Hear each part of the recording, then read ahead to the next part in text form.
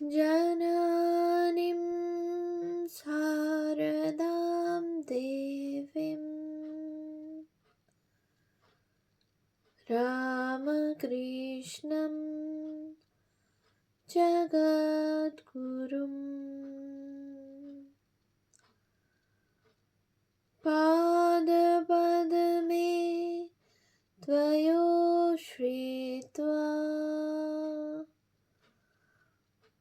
প্রণমামি মুহুর্মুহু। পূজনীয় শ্রীযুক্ত মানদাশঙ্কর দাশগুপ্ত মহাশয়ের রচনা শ্রী শ্রী মা শারদামণি দেবী গ্রন্থ থেকে পাঠ।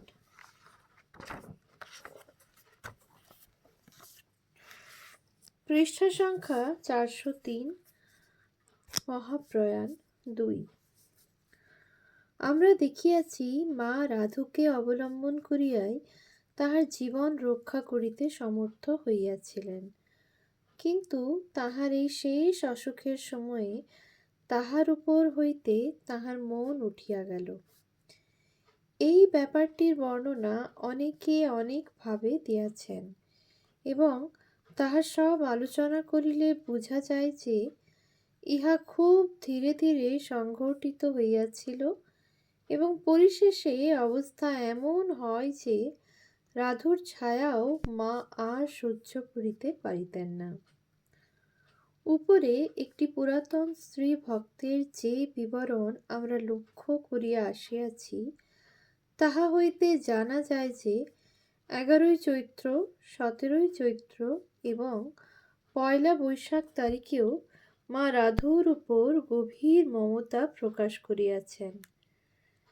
11ই চৈত্র তারিখে স্ত্রী ভক্তটি রাধুর ছেলের হাতে টাকা দিলে রাধু তাহা লইতে অস্বীকার করে, কিন্তু মা উহা সযত্নে তুলিয়া রাখেন। 17ই চৈত্র তারিখে নিচের একটি লোহার থামে লাগিয়া রাধুর হাত ছড়িয়া গিয়া স্থানে স্থানে রক্ত বাহির হয়। তাহা দেখিয়া মা দুঃখ করিয়া বলেন, আহা, বাছার আমার কতই লেগেছে, মরে যায়। আহা, ও জনম দুঃখী আমার, শরীরে কি আর আছে? আহা, কাঞ্জিলালকে একটু ওষুধ দিতে বল, ভালো করে দাও গো। 1 বৈশাখ তারিখে রাধু মাকে খুব গালাগালি করে, তুই মর, তোর মুখে আগুন ইত্যাদি। তাহার উত্তরে মা তাহার দুর্বল শরীরে যাহা বলেন তাহা তিক্ত হইলেও রাধুর উপর তাহার গভীর মায়া মমতারই পরিচায়ক। কথা কয়টি এই, হ্যাঁ, টের পাবি আমি মলে তোর কি দশা হয়, কত লাথি ঝাঁটা তোর অদৃষ্টে আছে জানি না। আজ এই বৎসরকার দিনে আমি সত্যি বলছি, তুই আগে মর, তারপর আমি নিশ্চিন্ত হয়ে যাই। কিন্তু এই সময়কারই অপর একটি বিবরণ এই, মা কয়েকদিন একটু ভালো আছেন এবং তখন দিনের বেলায় সর্বদক্ষিণের ঘরে তাহার বিছানা করিয়া দেওয়া হইত।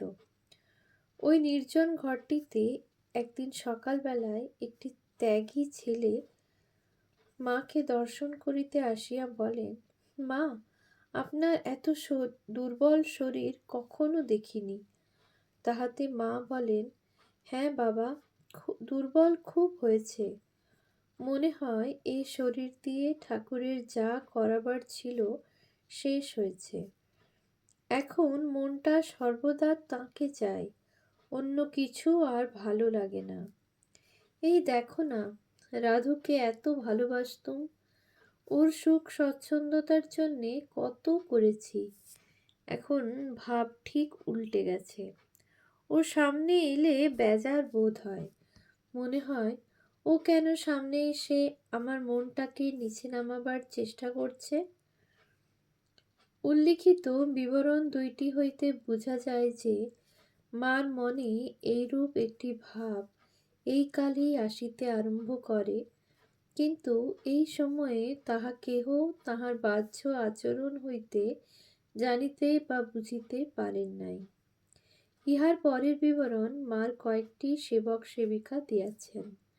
সেবক বরদা মহারাজ লিখিয়াছেন, একদিন মা আমাকে বলিতেছেন, তুমি রাধু প্রভৃতি ওদের সবাইকে জয়রামবাটি রেখে এসো। আমরা ভাবিতেছি মা রাধুগত প্রাণ, তাহাকে ছাড়া এক মুহূর্তও থাকিতে পারেন না। আর আজ এই অবস্থায় তাহাদিগকে জয়রামবাটি পাঠাইয়া দিতে বলিতেছেন, এ কি ব্যাপার? তারপর তিনি লিখিতেছেন, মা ক্রমশই উহাদের উপর এত বিরক্ত হইয়া উঠিতেছেন যে নলিনী দিদি প্রভৃতি তাহার কাছে যাইতেও সাহস করেন না। একদিন দুপুরে রাধু পাশের ঘরে ঘুমাইতেছে। তাহার খোকা হামা দিতে দিতে মায়ের বিছানার নিকট আসিয়া তাহার বুকের উপর উঠিতেছে। মা তাহা দেখিয়া তাহাকে লক্ষ্য করিয়া বলিতেছেন, তোদের মায়া কাটিয়েছি, যা যা, আর পারবি নে। আমাকে বলিলেন, একে তুলে নিয়ে ওদিকে রেখে এসো, এসব আর ভালো লাগে না। আমি খোকাকে কোলে করিয়া তাহার দিদিমার নিকট দিয়া আসিলাম। এই বিষয়ে একটি সেবিকা লিখিয়াছেন, শরীর ত্যাগের কিছুদিন পূর্ব হইতে মা আর রাধুর কোনো খোঁজ খবর লইতেছেন না। একদিন মা তাহাকে বলিতেছেন, দেখ তুই জয়রামবাটি চলে যা, আর এখানে থাকিস নে। তারপর তিনি সেবিকাকেও বলিলেন, শরৎকে বলো ওদের জয়রামবাটি পাঠিয়ে দিতে। ইহাতে সেবিকা জিজ্ঞাসা করিলেন, রাধুকে ছেড়ে থাকতে পারবেন কি? মা উত্তর দিলেন, খুব পারব, মন তুলে নিয়েছি। পরে যোগীন মাও সমস্ত শুনিয়া মাকে এই বিষয়ে প্রশ্ন করেন। তাহাতে মা বলেন, হ হ যাচ্ছে, ওই সঙ্গে পাঠিয়ে দাও, মন তুলে নিয়েছি, আর চাই না। তখন যোগীন মা শঙ্কিতা হইয়া বলিলেন, ও কথা বলো না মা, তুমি মন তুলে নিলে আমরা কি করে থাকব? উত্তরে মা বলিলেন, যোগেন, মায়া কাটিয়ে দিয়েছি, আর নয়। মার এই উত্তরে যোগীন মা তখন গিয়া শরৎ মহারাজকে সমস্ত জানাইলেন। শুনিয়া শরৎ মহারাজ বিষণ্ণভাবে বলিলেন, তবে আর মাকে রাখা গেল না। রাধুর উপর থেকে যখন মন তুলে নিয়েছেন তখন আর আশা নেই। তারপর উক্ত সেবিকাটিকে সেখানে দেখিয়া তাহাকে বলিলেন, দেখো তোমরা সব মার কাছে অনেক সময় আছো, চেষ্টা করে দেখো যদি মার মন রাধুর উপর একটু ফিরে আসে। সেবিকাটি লিখিয়াছেন, কিন্তু আমাদের সহস্র চেষ্টাতেও কিছুই হইল না। একদিন মা বেশ জোরের সহিত বলিলেন, যে মন তুলে নিয়েছি তা আর নামবে না যেন। সেবক স্বামী অরূপানন্দ লিখিয়াছেন, মা এই সময়ে একদিন বলিয়াছিলেন, রাধুর সম্পর্ক কুটো ছেঁড়া করে দিয়েছি। সেবক বরদা মহারাজের বিবরণ হইতে জানা যায়, মা যাহাতে রাধুকে জয়রামবাটি পাঠাইবার ইচ্ছা পরিত্যাগ করেন, তজ্জন্য শরৎ মহারাজ নিজে আসিয়া অনুরোধ করিলে মা বলেন, পাঠিয়ে দিলেই ভালো হতো, তবে যেন আমার কাছে আর না আসে, আমার আর ওদের ছায়া দেখতেও ইচ্ছে নেই। ৩. সকলেই বুঝিলেন মা ঘরমুখ হইয়াছেন, আর ফিরিবেন না। তারপর তাহার অবস্থা দিন দিন সংকটজনক হইতে দেখিয়া ভক্তদের সংবাদ দেওয়া হইল। তখন দলে দলে সাধু ও গৃহী ভক্তগণ তাহার শেষ দর্শন লাভের নিমিত্ত দেশ বিদেশ হইতে আসিতে লাগিলেন। এই কালে শ্রীযুক্ত সুধীরা দেবী ও নিবেদিতা স্কুলের ছাত্রীগণ পালা করিয়া দিবারাত্রি মায়ের পরিচর্যা করিতেন। ইহাদের একজনের বিবরণ হইতে জানা যায়, মা ভুগিয়া ভুগিয়া শেষে একটি 5 বছরের বালিকার মতো হইয়া গিয়াছিলেন। সেবক স্বামী অরূপানন্দের বর্ণনা হইতেও ইহার সমর্থন পাওয়া যায়। অনেক সময়ে খাইতে চাইতেন না, তখন শরৎ মহারাজকে ডাকার কথা বলিলে তিনি খাইতেন।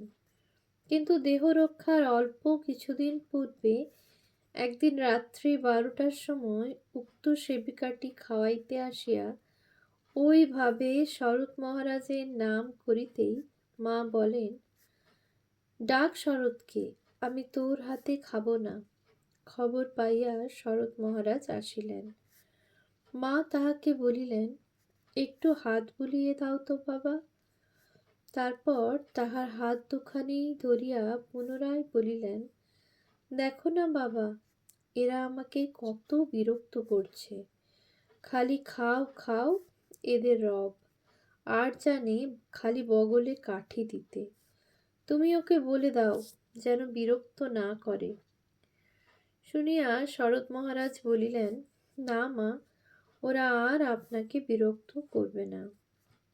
এবং এইভাবে তাহাকে নানা সান্ত্বনা দিয়া পরিশেষে কহিলেন, মা, এখন একটু খাবেন কি? মা রাজি হইলেন। কিন্তু সেবিকাটি খাওয়াইতে আসিলে মা বলিলেন, না, তুমি আমাকে খাইয়ে দাও, আমি ওর হাতে খাব না।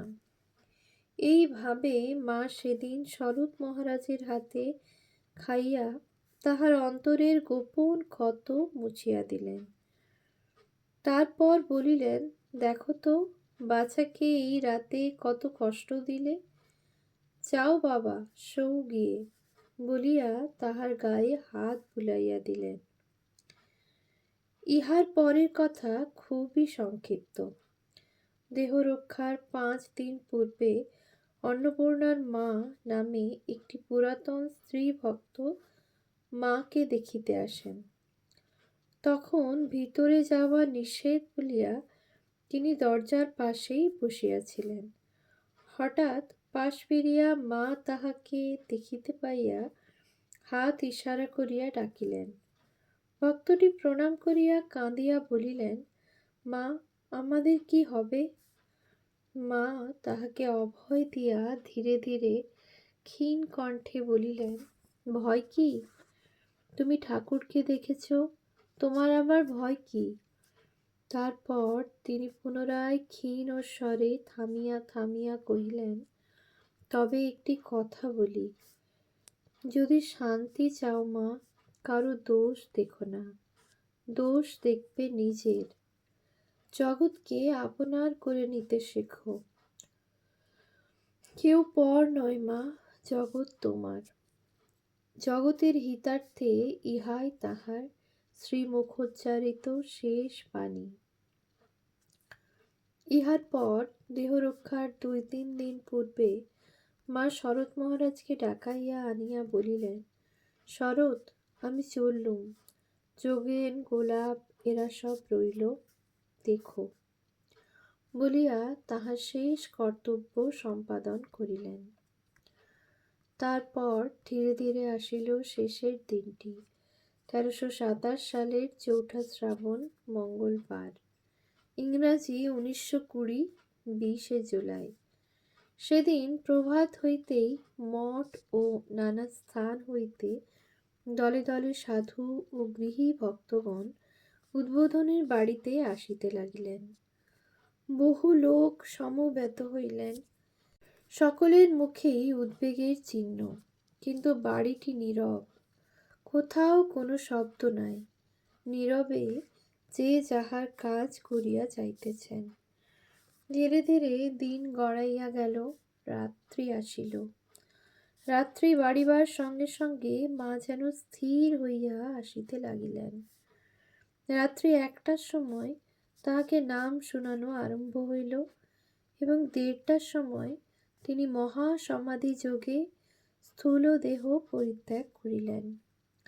মানব লীলা শেষ হইল।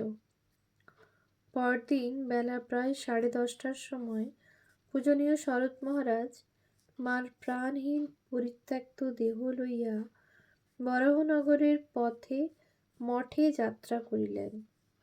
অনেক ভক্ত নরনারী শোকাহত চিত্তে তাহার সঙ্গে চলিলেন। বরাহনগরের ঘাটে নৌকায় গঙ্গা পার হইয়া সকলে মঠে পৌঁছিলেন।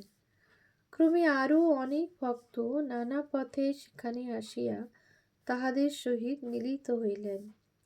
যথাসময়ে উপস্থিত স্ত্রী ভক্তগণ মার দেহটিকে স্নান করাইয়া ও নববস্ত্র পরাইয়া ঘৃত চন্দনে সিক্ত করিলেন। তারপর সেই দিন সেখানে ওই পুণ্যসলীলা ভাগীরথী তীরে এক অত্যুচ্চ শ্মশান বহ্নি প্রজ্বলিত হইয়া উঠিল এবং বেলাবসানের কিছু পূর্বে মা নশ্বর দেহ ভস্মীভূত করিয়া সে অগ্নি নির্বাপিত হইল।